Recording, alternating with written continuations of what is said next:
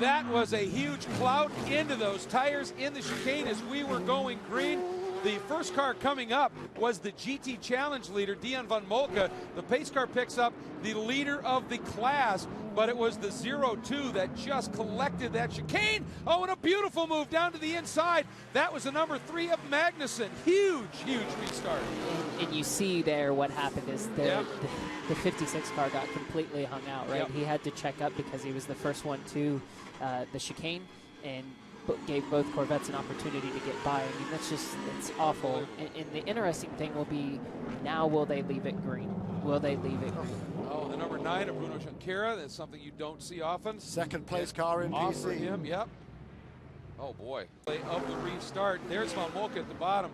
Boom. That was Ed Brown, and he just gathered that up. And you can see the BMW actually tapped the back of the 6. It got trapped, Brian, as you said. And that number 3 Corvette, just an absolutely great run. And even better, that number 3 Corvette coming up too. Look at this move. Nice, nice. Wow. And that's like I said earlier, you just don't want Yan behind you for too long. Something like that generally happens. There's that down low look, Jeremy, and I mean, just can't get it turned here at all. You can see just on cold tires, he goes in, gets a little bit of the curb, and when the tires are cold like that, you just have that little bit less grip when it lands after the curb, and it just pushed straight into the tires.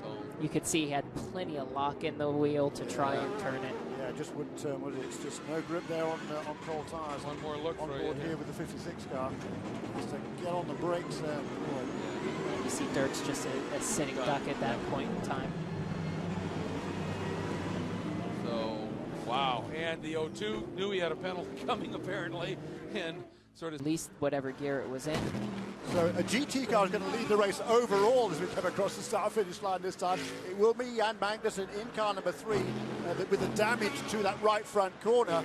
And now there is Guy Smith. We heard Chris Dyson say not too long ago that their race was over. He was apoplectic, wasn't he? He was not very happy at all. But there, that car now is in the lead of the motor race. Quit complaining, Guy, Chris, and let's get on with it. That's why you can never ever give up in a motor race. You can never stop, right? I mean, now they're in a position where they're leading the race, not sure what is going to happen with the muscle milk car. Yeah. Boy, and that caution ended up playing right into the Dyson team's hands. And boy, something wrong. I think you're right. It's got to be a gearbox issue because at certain times that muscle milk car seems fine, and at other times it just simply will not accelerate. And Dyson in this twisty bit, obviously not a lot of room to be able to get by these Corvettes, and they do have a fair amount of torque coming off of these tight corners. And Dyson, I think he just needs to wait for that straight, and he'll be able to blow by. But just amazing. Corvettes running second, well, first and second. Well, now it's just leading overall. Even at this point, this is amazing. It is, and now, as you say, Lucas Vilda is just losing out on acceleration there coming out of that corner. But there goes Guy Smith past the first of the Corvettes, that is Jan Magnussen car. So now Guy Smith will be leading. He's at lap 30 of this race. We've got 15 minutes remaining. And Guy Smith is in the lead. Now we'll see what happens to this muscle milk car, whether they can somehow get that car working again on all 8 cylinders. You know, a couple things to add. You see the muscle milk car being bottled up with whatever problem it has given Yan a huge gap over gap. Yeah, definitely. But now those 2 P1 cars have gone by, and one of them, Jamie Howe, seems to be kind of on again, off again. Trying to protect ourselves through it a little bit as well. If we're not fast, we have a reason for it. But he looks okay now, and it looks like he's going to take the battle to him. You know, interesting, though, is if we watch timing and scoring, I know we have this battle on. Whoa, down! Yeah, the car, now, I reckon the car is clearly handicapped. I mean, Lucas is he's driving hard. You can see as he flew across the chicane there, he was carrying as much momentum through there as he possibly could. So that battle is going to continue, it looks like. And I'm pretty sure Lucas is handicapped somehow. He just looked down the inside at turn 3. So whatever it was, maybe just a little temporary hiccup, and he is back, and he is into the lead. So Lucas Luhr has taken over the overall race lead. But look at the right rear corner of the number 6 car. He's missing that legality panel, isn't he? That mudguard effectively on the lower side on the right-hand rear corner of that car. Don't know what that would do, but nonetheless, obviously that was probably when he got tagged on that restart going through the chicane. So he's back in the lead. In third overall, Jan Magnussen continues to lead the GT category in the Corvette over his number 4 teammate Tom. Air bundle in the chicane and knocked it way out of the way.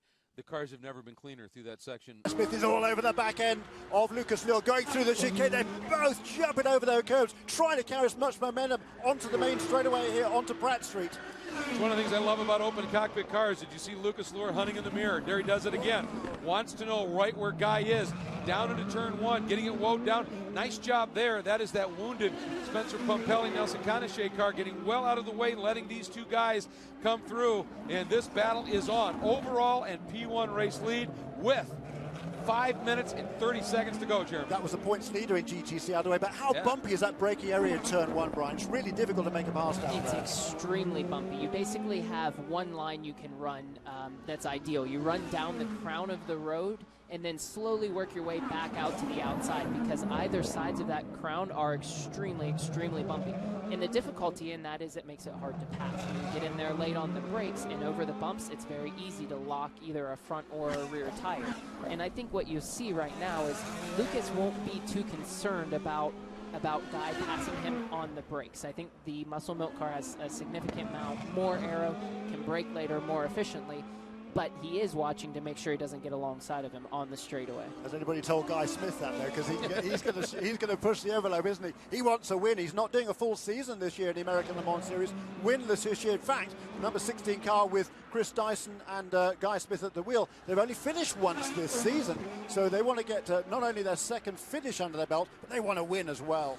And Lucas again looking in the mirrors down that long front straight. We know that little Mazda, when it comes up on that turbo, pretty good in straight line speed. This time though, Luhr clean enough to be able to get down and in there. Colin Brown continues to run third overall right now. But Cameron, something amiss as Cameron has dropped way back now. It laps way off the pace, some 8 seconds, so don't know exactly what happened there. But you still see Magnussen hanging on, 5th overall, leading in GT over Milner. Then Dirk Mueller in that battle, as well, as we are now coming up on 4 minutes remaining. You know, it's after what unfolded earlier with the penalty for this team. It is awesome to see a battle like this at the front in P1. You know, only 2 cars here. You know, it could have been a complete yawner. And boy, I'll tell you what, that last caution really brought this battle back into the fray. This is great. Yeah, and Guy Smith has already turned a better lap in that number 16 car than the car managed in qualifying, but at the wheel then was Chris Dyson. But certainly Guy Smith is pushing hard. He hasn't had many laps at the wheel of the number 16 car this weekend, but he's making use of his prior track advantage, track experience, and he's really putting the pressure on Lucas Luhr. So I know we can't see him at the moment, but it looks like we've had a significant drop-off from Dane Cameron in the LMPC car. You know, you got to wonder, do they have some sort of gearbox issue? I know they had to go to a spare gearbox after the incident this morning, and he was gaining on Colin Braun. Yeah. Wow, this is huge. Driver change, and I think what happened here is that John Bennett did not do enough driving time at the start of the race before handing over to Colin Brown. That has to be what that is all about, because for the final couple of laps of the race, they had to make that driver change. And there goes John Bennett again, the team owner for Autosport. This is going to be very, very costly. Dane Cameron still holds on to second place in the class, but he's going to move up into the lead. But Tristan Nunez is behind him now. So the number 18 car, boy, they've had a tough weekend as well. They've been really struggling with that Performance Tech car. But that's a new sponsor on that car as well, and they're pushing hard. And there we are, nose to tail. Yeah, it's very close. And for Bennett, that driver change took forever. They had a problem with the insert. He couldn't get into the car. Problems there. And remember, at Sebring, Bennett ran afoul of that drive time rule, getting enough time. And so they wanted to make sure that didn't happen again. But boy, for Tristan Nunez and that team, came in here, struggled all day right now, all weekend, and it has come good for them. This is a fascinating battle. Cameron with Nunez right behind him. Nunez with that complete Ultima shake. Now coming on board, bringing in a little bit of extra funding to the car. And there's damage to the back of the 52 car as well. I'm not sure what happened, but that might be upsetting. That, obviously. Whoa, the wheels broke. Big the wiggle. There broken. it is. Suspension, left rear suspension is broken on Dane Cameron's car with what, 1 minute and 38 seconds to go. Oh my goodness, what a heartbreak for the PR1 Motorsports team. They've done a fantastic job. They have completely rebuilt that car since the morning practice session, and now the car is not even going to be able to make it back to the pit lane. It's grinding to a stop. Cameron, a brilliant save there. That could have been so much worse. But obviously there was a little bit of damage at the back of that car. The good news is that they're going to fall no lower than 4th place in the class. So if there's any slight measure of good news, that is it. But what a heartbreak for Dane Cameron. He's done a fabulous job getting back behind the wheel of his car after such a long time out of the PC cars. Last time he drove one of these cars in anger was Sebring last year. And there is our leader. He's been able to open it up just a little bit. Guy Smith getting trapped behind our GT Challenge leader, Dion van Molken, doing a fabulous job. Checker flag will be coming out this time. And so look at, we're getting a little bit of conflicting information from race control. White flag coming out this time. And not only is Van Molke hanging on to the lead in GT Challenge, Jan Halen has run down Bleekemolen. The battle for second in that class is on. Here comes Luhr. One quick flick through the chicane, and the white flag will await as we get into the last lap of this race. There comes Guy Smith, second in the Dyson Lola Mazda, and then behind them comes a huge battle in a number of different classes. Luhr down into turn 1. Yeah, and I know the Dyson Racing guys, they were really worried about the temperatures in that car, both in the cockpit and the engine as well there. Both the engine, the water and the oil temperatures were really high this morning. They were worried about that. Here's a change. Look at this. Yeah, Jan Halen, as we said, got around the 30. Lally has gone around the 30 and picked the spot up. Halen now attacking Bleekemolen, and looks like he might be looking at Bleekemolen down to the outside into the chicane. Does he do it? Well, here's how he made the pass here. Boy, look at that. That was to get underneath. Ooh, a little bit argy-bargy there, and just moved him wide. Boy, Halen is on a mission here, and that allowed the 27 through as well for Lally. And now, look at that. Halen not quite able to yet get around Bleekemolen. This is fierce stuff. There goes Luhr last time through that pit exit corner. Just a few corners to go, Jeremy. Yeah, that was a bit muscular there, wasn't it, by Jan Halen, Brian? Yeah, he definitely moved him, but I think that that was a good move. It was a late pass, but you're coming down to 2 laps left in the race, and it was pretty impressive that he was able to get the thing slowed down and pull it off. Hey, they were side by each. Yeah, exactly. Here we go, folks. Lucas Luhr. This is a track where they've been fast in qualifying, struggled to finish. Today, they are going to bring it home. Muscle Milk Pickett Racing gets its 6th win of the season, but not without one great battle. Lots of argument as well, but one great battle from Guy Smith. Here we go to the line. Dion van Molke, look at how close this has come. Bleekemolen able to close it up. Halen moving to the inside. This is for second. Van Molke gets it, and not sure if he was able to get it, but boy, what a great scrap up through the pack for Jan Halen. We'll wait for scoring to give us the official second place. What an amazing job.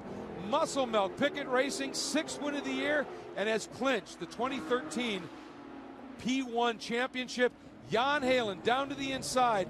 Look at that move, and that is going to be, I think, a worthy consideration, and he wins. The Del Trent battery tender hard charger. That was hard, aggressive racing. Wow. 7th round is in the books. There's lots of discussion to be had.